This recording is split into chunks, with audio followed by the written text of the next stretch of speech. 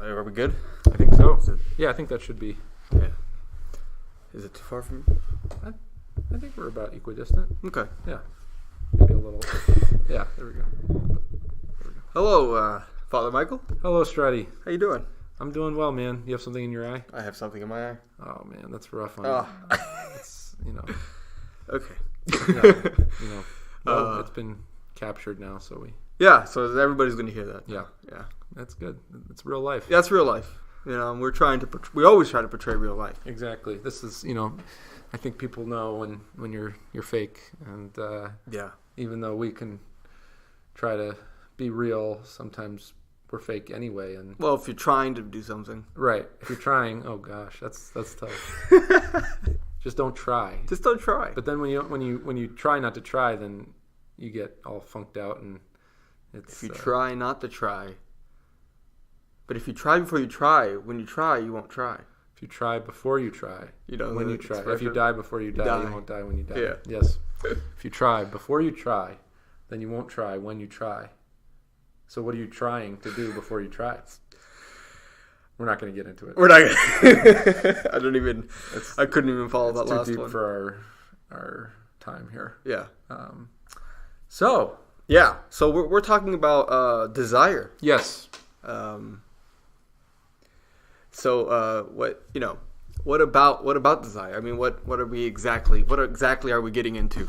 well, here's today. the question: is it possible to not desire? I don't think so. Okay, I think that desire is a human fundamental. so it's not whether or not you desire, but it is what or whom you desire. Perhaps we could say. Sure.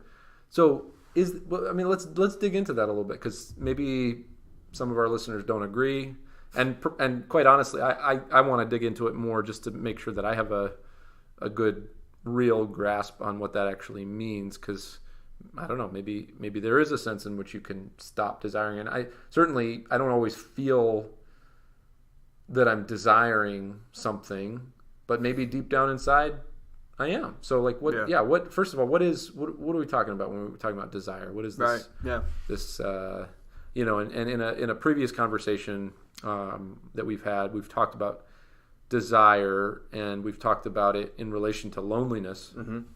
And I think loneliness is a topic that is particularly relevant, I think, today. I mean, certainly it's been relevant throughout all of human history, but Absolutely. But I think it's perhaps exacerbated a little bit because of the promise of connectivity that we've been that's been made to us, or that certain social media platforms have made or whatnot, that we can be connected globally, we can be connected with anybody at any time, and that's sort of a high bar to shoot for. And the question is does it always feel that way? I mean, on one level, yes, we have access to information about people, we have access to being able to communicate on a certain level, but are we actually connected on that deeper level? I think oftentimes we feel actually the opposite, that the more connected we are on a surface level, the more isolated and alone we are on that deeper kind of existential or spiritual level. Yeah, I think that there's a lot to be said about actual, like, being in the room with somebody else. Right. You can talk online all you want, even audibly, even visually, you can see the other person.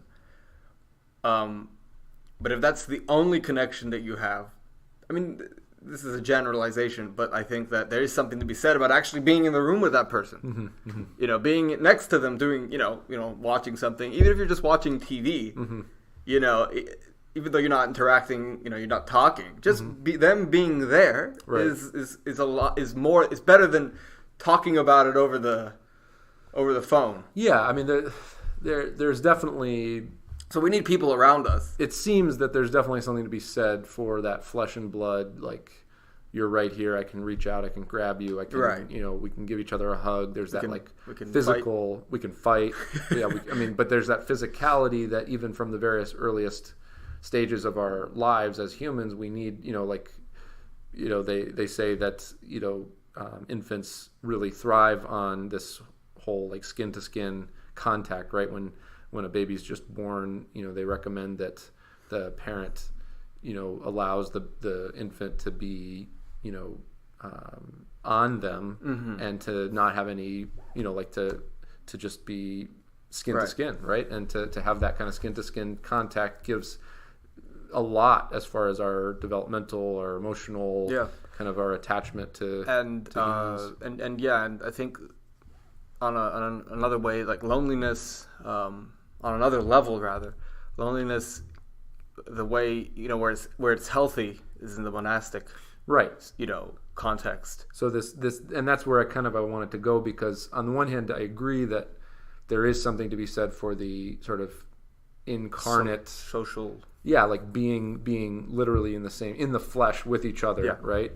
Even our theology is all about God becoming flesh, right? And the liturgy, worship, everybody's together. Everybody's together, and you're actually receiving the body and blood of Christ. It's not like you can just like the Great Communion. Right. So there is something about the flesh and the fleshiness, the incarnate nature of things that's essential. But there are a couple of things that we need to kind of say as disclaimers. A, being in the flesh is not automatically communion, right? Because you could. No. As far as worship is concerned, you could receive communion like it's candy and have it not affect you at all, because you're living, a life that's not kind of congruous or whatever or you're just not attentive, you're not aware of it. Also, you could be in a room with other people, with loved ones, with people that really care about you and love you, or that don't know you at all or don't like you, and feel like you're a million miles away, Definitely. right? So what is this? What does it mean to be with people, to be in communion with people, to be connected with people? What does it mean to be alone, to be lonely? I mean, all these things, and connecting it back to desire. Where does desire have to do with all of these things? And when we were talking earlier on, we talked about how loneliness is actually a form of desire. It's an expression, this pang of being alone, not just not having a person around me, but this like deep sense that I am alone, like this existential kind of spiritual sense that I am alone, and that this shouldn't be how it is, right? That I shouldn't be alone. I should be connected. I should be in communion. I should be deeply united with someone, something. That is that pang of loneliness is a pang of desire. Absolutely. Right? Is a pang of desire. And ultimately, loneliness itself is desire. Loneliness is itself company. For company. Yeah. When it becomes problematic, it's when we have sort of developed this nihilistic view of loneliness that it's basically like I'm alone and I want company, but company will never come. That's where, and then we start to kind of isolate ourselves maybe, and and kind of develop this sense that I'm not worthy of company, I don't deserve company, or it's just never going to come. And that's like isolation and, destructive loneliness. But maybe loneliness in and of itself, I think, is an expression of this really primal desire to be with our beloved, and ultimately, if we want to look at it on a spiritual level, I think loneliness as desire, could we say that it is our beloved calling out to us, right? Yeah. That pang that I feel is the voice of my beloved saying, keep walking through that valley of darkness, keep walking through that feeling of isolation, through that feeling of being alone, because ultimately we are alone. I mean, we're together, we're with people, but we have to face life on our own. Really, at the end of the day, really though, right? Yeah. We have to face death on our own because we don't have like a. My mind goes to science fiction, or fantasy, I guess, but where they talk about like psychic link. Right. We don't know what other people are thinking. Sure. We don't know how other people are feeling. Sure. I mean, I can look at a person and say, I think they're feeling like this, but you don't know. You don't truly know what they're feeling, and you don't know what it's like feeling what they're feeling. Right. So we're limited. Yes. Just basically saying that you're right. You know, we are isolated. Yeah. At the end. Yeah, we are. We're and we're born into this world by ourselves, you could say. I mean, in other words, we all have our own experience of coming into this world, and we all have our own experience of going out of this world, and everything in between is our own experience. As much as we may think we share it with another person or we share it with a group of people, and we do to an extent, but I think we have to hang on to that reality that each of us has to face life and does face life on our own. We're the only ones making decisions for ourselves and for what we do. Right. And it's ultimately unhealthy when we develop relationships where other people are making those decisions for us. I mean, you could sort of start that way, like, you know, maybe like a parent, right? A parent makes decisions for a child, but in the ultimate sense, right, the whole point of parenting isn't to sort of dictate every move dictate every move and to kind of like keep your child in a position of dependence, right? The point is to raise them up so that they can become their own person, and so that they too then can then, you know, be responsible for their own lives and things like that. So so the sense that we are on our own, it can be scary. It can be something we don't want to think about very often, because there's an intensity to it. But I think that's the only path that will lead us to true communion, which is ultimately communion with God. One thing I wanted to ask was, what's the relation? We're talking about desire. We're talking about how loneliness can be a manifestation of this desire, a desire for communion, a desire for presence, the presence of our beloved. How does fear play into all this? No, I mean, fear is another very primal thing, you know, where we have this fight or flight tendency. Fear can I think it can spawn any kind of reaction to the world, whether you're putting other people down because you have a fear of that you're not good enough, right? You know, or not, you know, like maybe it's your way of asserting that you're good enough, or that you are cool, or that you're popular, so you put other people down, even your friends, you know. Maybe you don't you don't realize it. Sure. But what's the fear? The fear that you're not. There's something wrong with you, maybe. Sure. You know, and even that fear can manifest itself in all kinds of problematic things. Yeah. Fear of loneliness, fear of commitment, right? Which I know takes us in a different direction, but even that fear can. So the fear itself, as an emotion, as an experience, is pain, right? Yeah. I mean, there's certainly pain involved with fear, and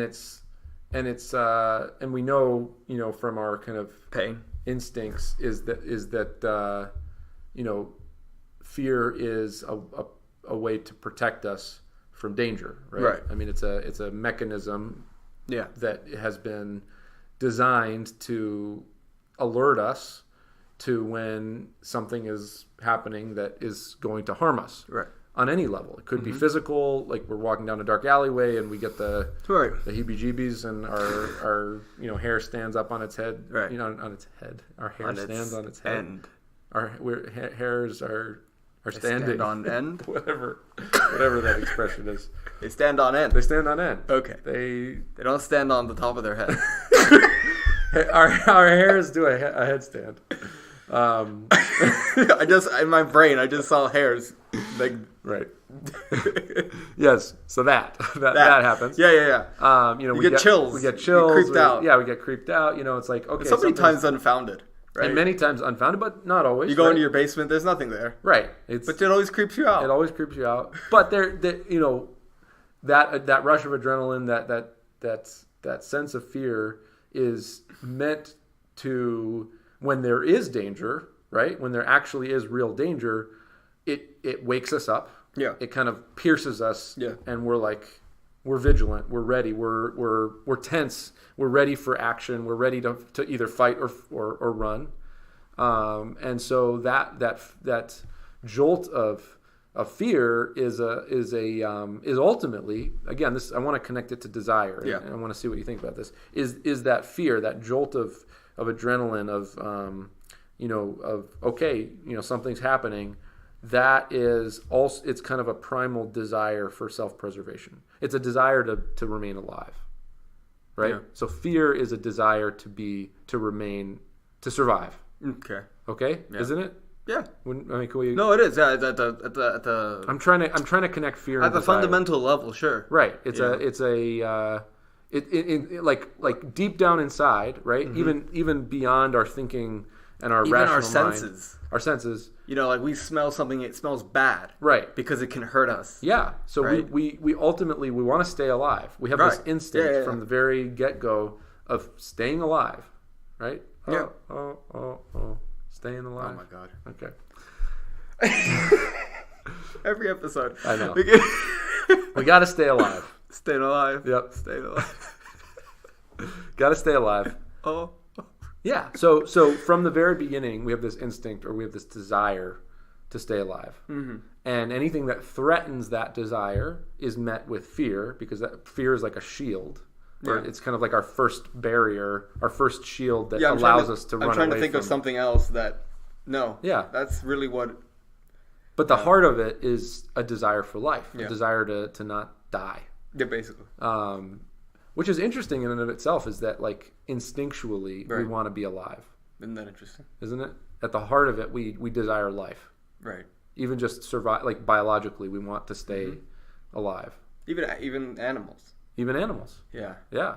Like life is desirable at its most primal level. That right there is it's pretty amazing. Yeah. Because like if we take all of this out of if we take all of this from the perspective of the nihilistic or what they say, Darwin and evolution, that this is all random. Sure.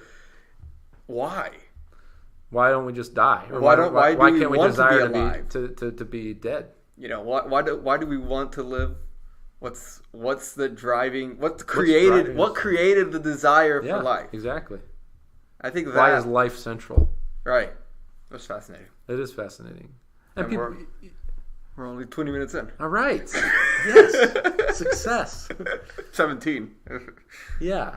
And people make the argument that Christians or religious people are sort of like, they worship life, and that like somebody who is more of like a nihilist, someone who's more of like a nihilist is like, well, what's the big deal with life? Like, how about death? Like, isn't death great? It's like, oof, creepy. It's a different conversation. It is, and I just want to acknowledge that, because I don't want to just like take that for granted. But I do think that it seems to me, in my humble opinion, interpretation of things, that life seems to be pretty central even before we can choose it. It's sort of it is what we choose from the moment we're out of the womb, right? And probably even before that. Yeah. I mean, babies eat. Yeah. They don't just stop eating. Right. They don't stop eating. They're desiring to be alive. Yeah. So even from the very beginning, life desires to survive. Life desires to not go extinct. There is this very primal desire to, and fear is this protection against destruction, against death. But as you said, there are many instances where real danger is not there, right? And yet we still have that fear, right? I think that's what I was pointing out before with the examples of people who put other people down or whatever, and they have fears, right? That are not. So what is that necessarily primal? Although I guess you could trace it all back. Well, on a psychological level or spiritual level, it's the ego, right? Right. It's like self-preservation, not necessarily just on a biological. Right. Like I just want my heart to keep beating. Right. But it's also like I want to maintain my sense of self. Right. Right. Yeah. Like my sense of that I am something and someone, and to be, or that I am someone. Right. You wanna push the concept that you are someone. The ego, right? Yeah, the ego. You have a problem in your own self-esteem. Yeah, I think it gets pretty trippy when we start to think about that that instinct for self-preservation, for the preservation of our life beyond just the biological level, right? Because again, there's that primal instinct of like walking down the street and like sensing real physical danger coming somehow, right, and either deciding to run or to fight. But then there's the more kind of like social, emotional, relational right. dynamic where it's like someone's putting you down, somebody is right. hurting your sense of self, right? And you are protecting that. There's a self-preservation there too that's not necessarily physical, but it's more emotional, more right. More, it's kind of more subtle. Yeah. What is that selfhood that you're desiring to protect? Is it an idea of who I am? Is it kind of a sense of, this is how I should be? This, what I think it comes down to? Pain and pleasure.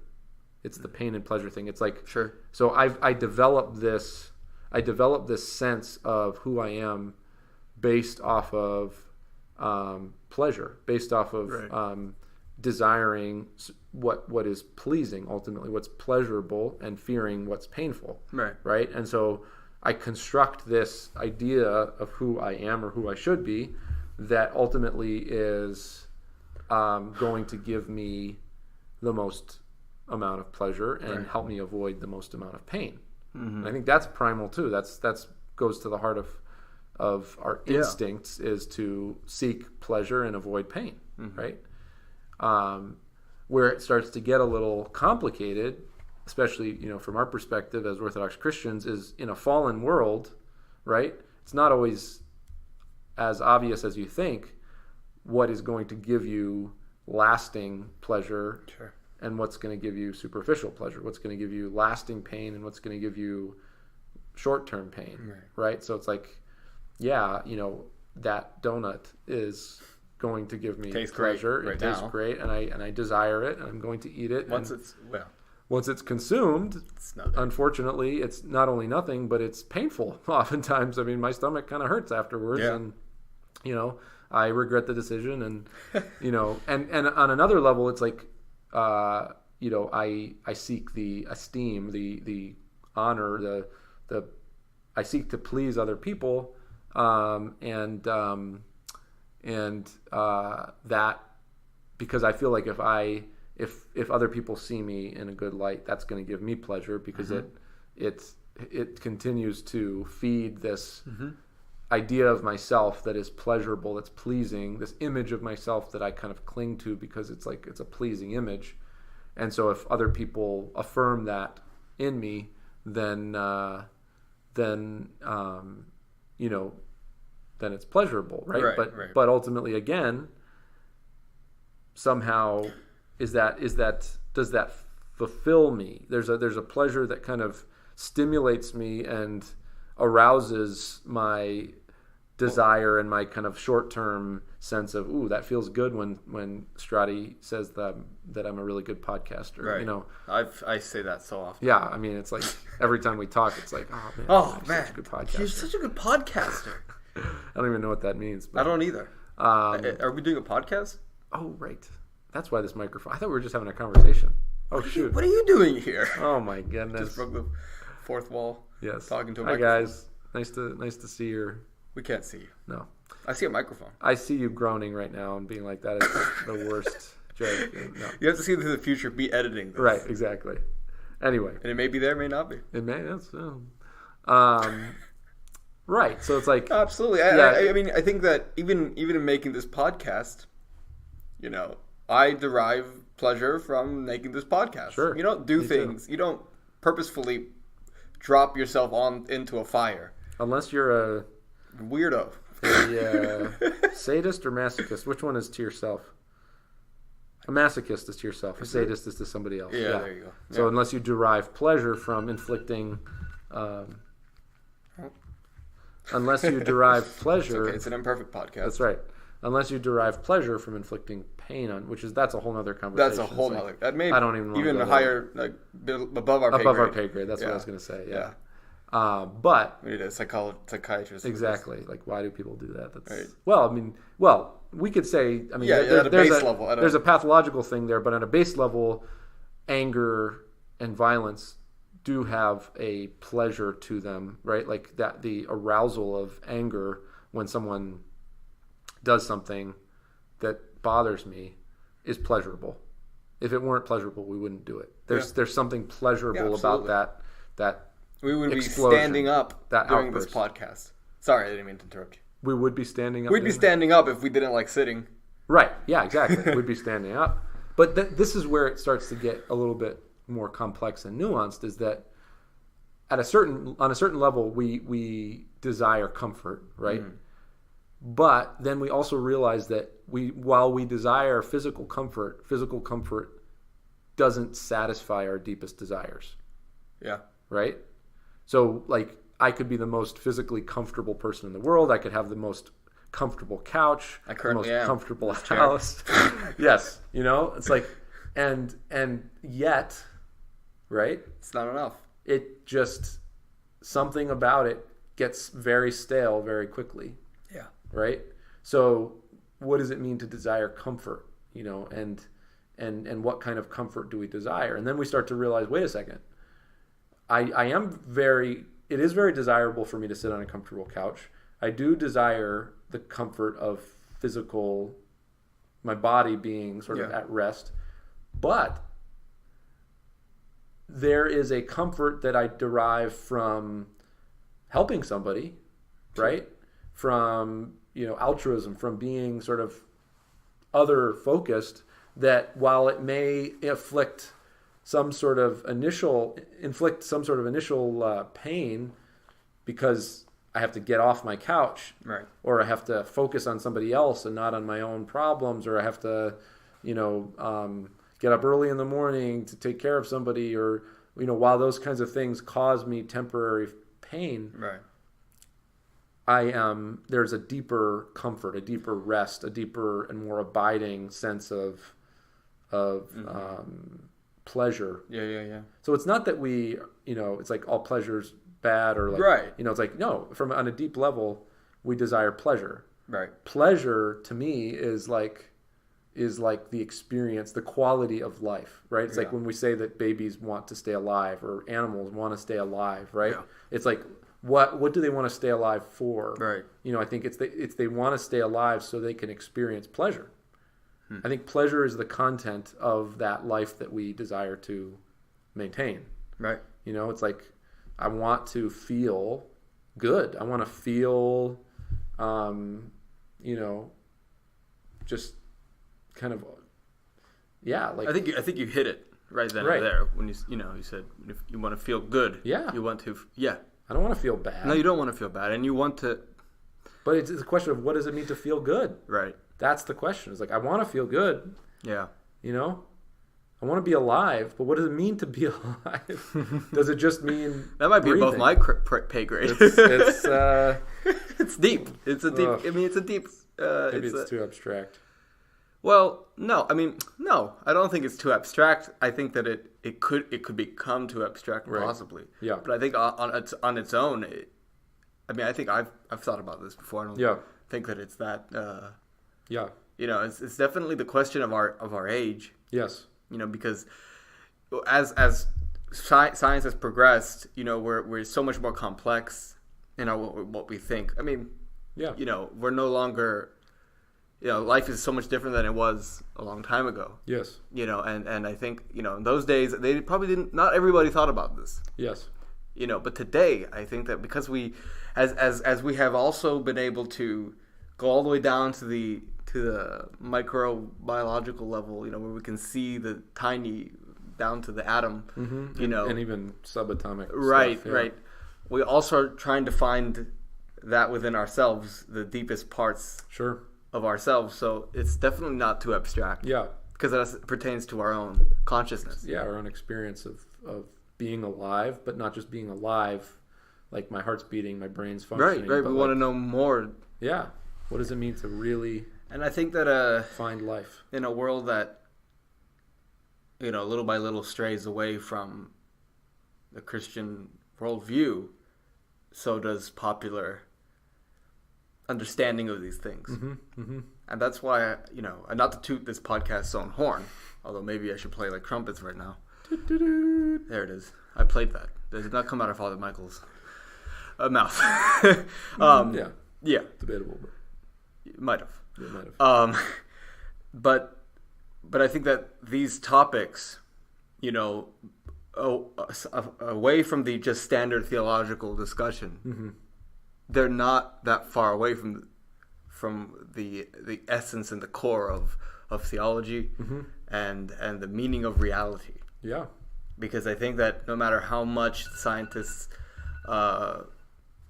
probe into the unknown, they're never going to really discover on that level just by itself. Yes. They're never going to uncover the mystery of reality. Right. No matter how many subatomic particles, if they only discover more as to how mysterious reality is, Sure. the further they go down, they're not actually discovering anything that wasn't already there. Right. Now, when they said they discovered America, it was there. Right. For billions and discovery is a kind of a tricky word. Right. We discovered this. Did Right. you? It was already there. Yeah. You just found out about it. Yeah, You so- didn't know it was there. If I am the center of the universe and I Right. and I find out that something's there, then the center of the universe has discovered it, so therefore it's been discovered, right? Right. Well, I mean, and especially when it comes to like North America and South America, I mean, it was already discovered by other people. Exactly. Who didn't even probably think twice about the place. Exactly. When they came. Right. Like, oh, they looked around. They saw rocks. They saw trees. That's nice. Yeah. A few thousand years later, people are like, oh my goodness, we discovered this new place. People are like, yeah, it looks the same to me. It's nothing new. Yeah. But I guess my point is that I guess I'm responding to you saying it's too abstract. I don't think it is. Well, yeah, and I think one thing that comforts me on a very sort of just simple level is that whether I like it or not, I desire life. Yeah. You know what I mean? Like whether I'm consciously choosing to desire life, to desire God, or like we want to talk about it on religious terms or anything like that. Like as much as I breathe, regardless of whether I choose to or not. Right. In other words, I breathe when I'm asleep, right? Yeah. It's part of my autonomic kind of system to breathe. I'm breathing now. I don't have to think about breathing. I don't have to choose to breathe. But I still desire it. Exactly. That's the thing, is that whether or not I am like developing a strategy to breathe or developing like a program of breathing, or of, like just imagine the person trying to put up a breathing schedule. Yeah. It's like no, you don't get to choose whether you desire life or not. You get to choose sort of, what is it? Where's the choice? The choice is sort of being, I think in many ways, I think it's being, you get to choose at what level of life you desire, right? So it's almost like, yeah, we desire life, but what does that mean? Does that mean biological existence? Does that mean short-term comfort, right? Or does it mean, giving up those sort of shorter term kind of surface level things that seem that like draw our attention, and they kind of sparkle and they glitter, and we're like, ooh, I want that kind of short term life, or do I want the more deep sort of essential core experience of an expression of life? So it's like, okay, yeah, whatever the case may be, I desire life. And that's great, and that's the whole point of it is that we were created to be alive, we were created to stay alive, we were created. I think everything points in the direction that we desire life. We desire life. Everything points in that. I mean, the fact that we breathe on our own, right? Exactly. Points to even on the thing that created us. Yeah, wanted us to stay alive. We know exactly. We know when we need water. Right. Even a little kid doesn't have to be taught. Even if I don't know, my body knows. Sure. Yeah. We know when we're hungry. We know when we need even certain nutrients and things like that. It's like some people, especially pregnant women, they have certain cravings. Those are all what their body needs. It's like, that's interesting. And they have these random pickles. My wife had a craving for not just any kind of ice, but hospital ice. That super crunchy, the super flaky, but even ice. I don't remember what the the medical, what the need is there, but she was explaining how it's like, yeah, like there's an actual need for her body to have this particular substance. And interesting. Yeah, so it's like all these different things, Well, she definitely knew of it being there. Well, she didn't know why she craved hospitalized though, or like why she like it comes out of the blue, and then later on you learn that there was an actual water. There's a reason why you need ice. Probably the fact that it was hospitalized versus regular ice. That she worked in a hospital. Yeah, she works in a hospital. Yeah. There's probably nothing biological needed about no, that. but still, like there's certain nutrients and certain things that your body knows. Like all of a sudden, I start craving spinach. Right. It's like, oh, why do I crave spinach? And then your body knows. But even I mean, like we need certain. Your body also gets sick. Right. Even illness is an example of the body. No, so for instance, I think fever is a way to expel to cool you down. Yeah, and to expel certain. I don't know what I'm saying. I don't either. Yeah, I'm just say that again. Start with fever. No, fevers are ways for us to get over some sort of illness or virus or something like that in our system. Yeah, I was thinking of sweating. Yeah, no, sweating. Exactly. When you have a fever, you sweat. Your body's cooling itself down. Yeah. Right. So all these things point to this fact that whether we are conscious of it or not, our entire being is yearning for life, down to the very atom, right? Or even maybe subatomic. Everything is working, is operating under this basic assumption that I want to stay alive. Yeah. I want to stay alive. So your body desires to be alive. Right. Without you really knowing it. Yeah. Yeah. I think that's really powerful, and I think it's really comforting, and I think it's encouraging. It's like actually like, it's like, for some reason my mind is going back to like childbirth and stuff like that. But like, like when our kids were,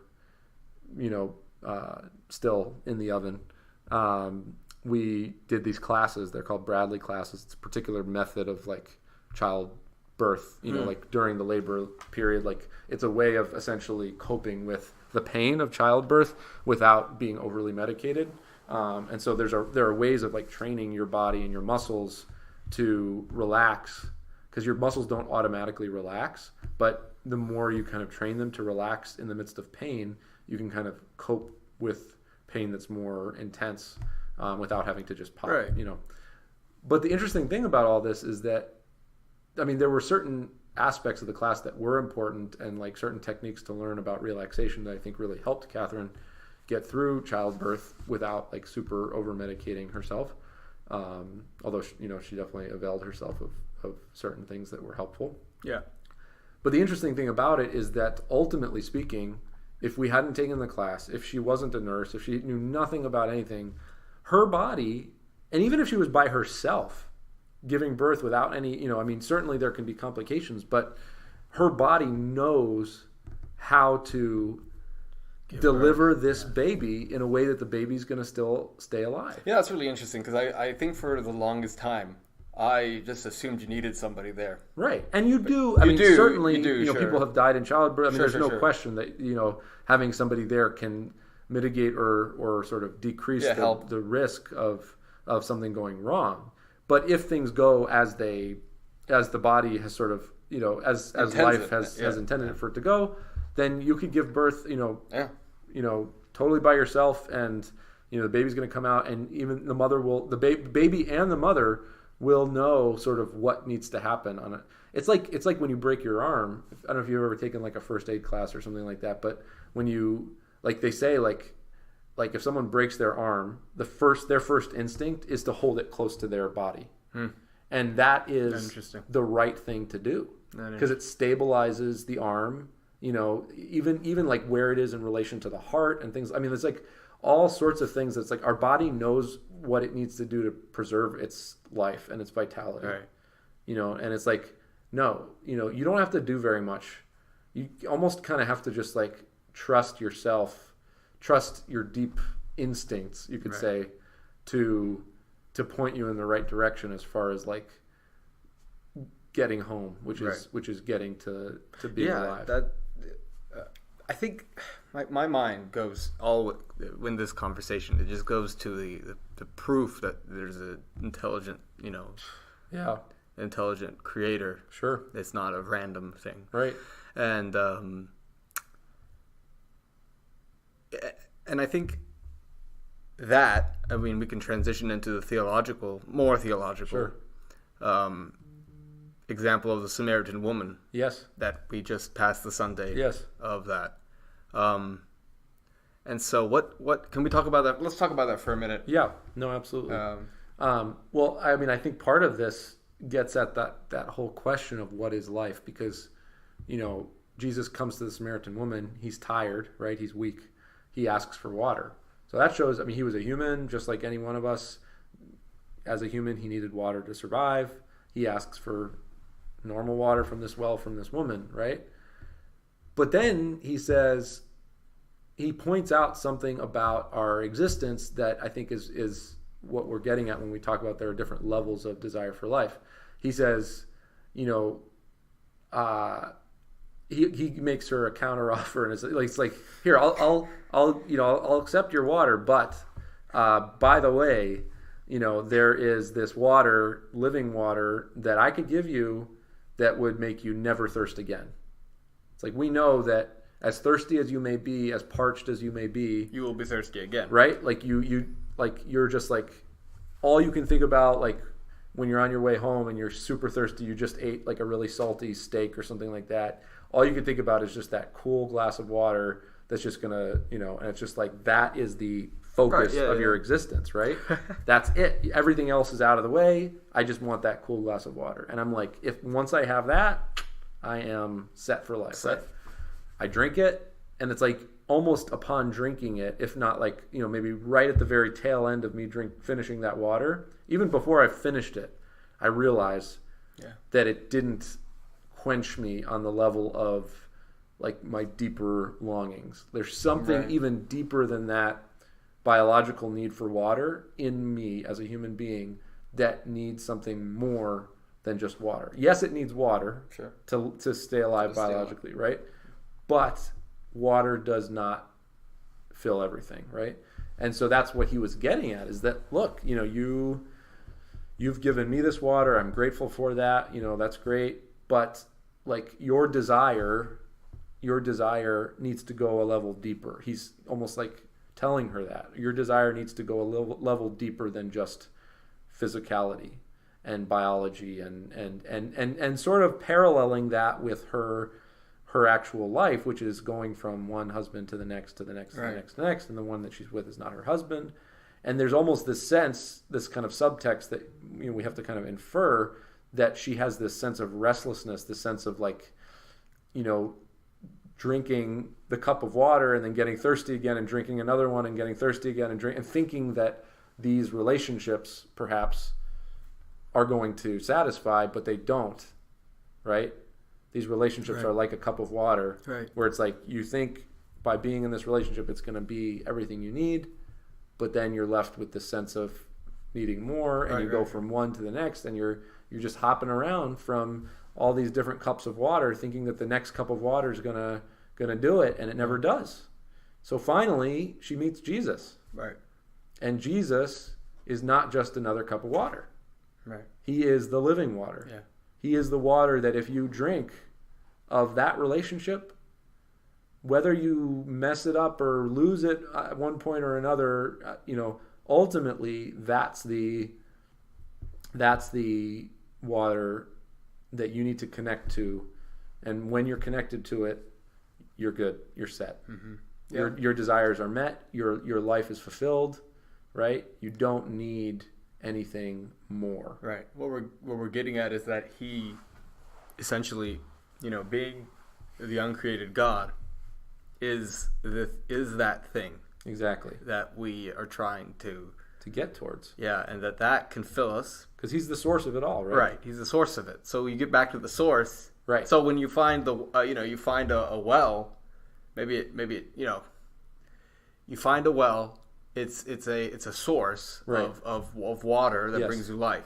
Right. But let's say that well dries up, it can do that. Sure. But finding the source to something. Yes. The actual root source. The source of the source. The source of the source. Right. It will never go dry. Yes. you know, and that all happens experientially. Sure. In the sense that like yeah, you could tell somebody sure. Jesus is the source, right? Absolutely. Yeah. But the whole point is that you have to drink a glass of water and notice that before I drank it, when I was thirsty, my entire awareness, my entire attention was just glued to that one cool glass of water. Right. Right? That was what was going to do it for me. I couldn't think of anything else. Right? B, when it first touched my lips and it started to kind of quench my thirst, it felt so good on a short-term level. So good. So pleasurable. So, right. You know, just like it hit the nail. It quenched my thirst. Right? But then shortly thereafter, like when I'm expecting it to sort of climax to this kind of like peak point and to just stay there, which is what I want out of life. I want that kind of like peak pleasure to just stay there for my entire existence, right?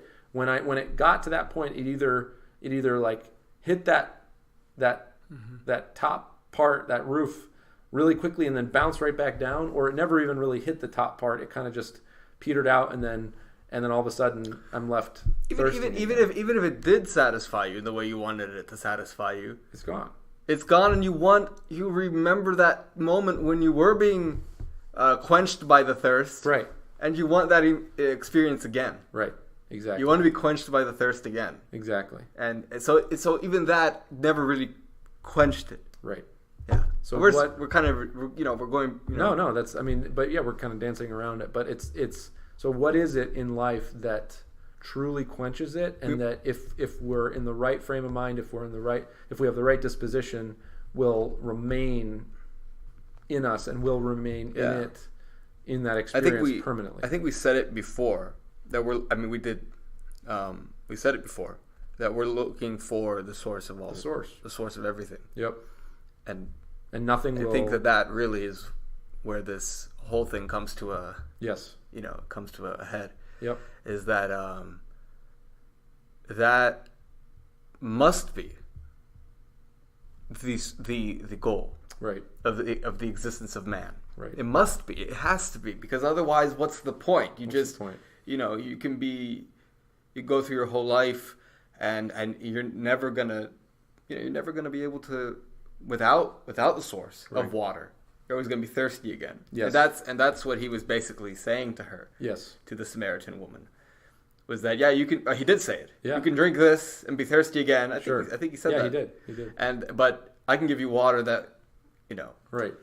And that's really the core, the purpose of Christ coming to this world. Right. To show him, to become one of us, to show us his existence in a personal way. Very personal, yeah. So that he could show us or give us a way to get to him. Right. That we could find. So our faith essentially isn't just a faith of morals and abstract ethical demands and ways of living our life. It's not a religion where we're taught a specific way to dress. Right. We need to wear this, we need to wear that in order to show our devotion to God or anything like that. It's so much. It's all about the inner person. Yeah. It's all about healing the inner person. And that is truly profound and truly humbling to think of it, to realize that that's what it is. Yeah. It's like not just another philosophy to guide us, but rather it's a therapeutic and a way of attaining the endless source of water, which is the creator of all. Amen. Amen. Amen. Yeah. That's it. Yeah. That's it. So the source of life wanting to help us.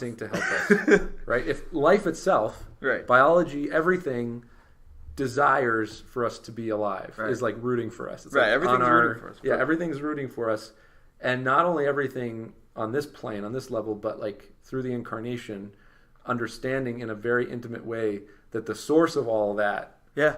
is actually rooting for us too. Exactly what Right? I was thinking. Yeah. God so loved the world that he gave his only begotten son, not that we'd be condemned, but that we'd be saved. Like God is on our side. God wants us to be alive. He doesn't want us to die. He doesn't want to condemn us. He desires. He desires that all would be saved, right? As we heard, I think it's in Timothy, right? Yeah. He desires it. God wants us to be alive. Not even us wanting to be alive. God wants us to be alive. Oof. The wellspring wants us to be alive. The even so water is inanimate, right? Right. It's not a living being. I mean, Right. it has little Sure.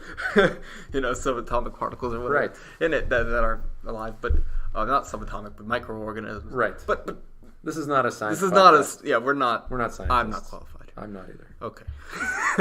But an actual living being that gives us life Right. wants us to be alive, and I think Yes. that's very good. That's pretty good. It's amazing. I mean, Powerful. Thank God for that, huh? thank him. Thank God. Thank you. Thank you. Thank you, God. And Yeah, that's just extraordinary. it is. It's extraordinary. It's And the the- fact that God became human Yeah. to do that. He lowered himself to our level to do that. It's incredible. It is incredible. So I think with that, Yes. we're Perfect. we're good on time. Yeah. And thank you all for listening. And thank you, Father Michael. Thank you, Strati. This has been a pleasure. Yep. Pleasure. Oh yeah. Not a pain. A pleasure. All right. Well, thank you.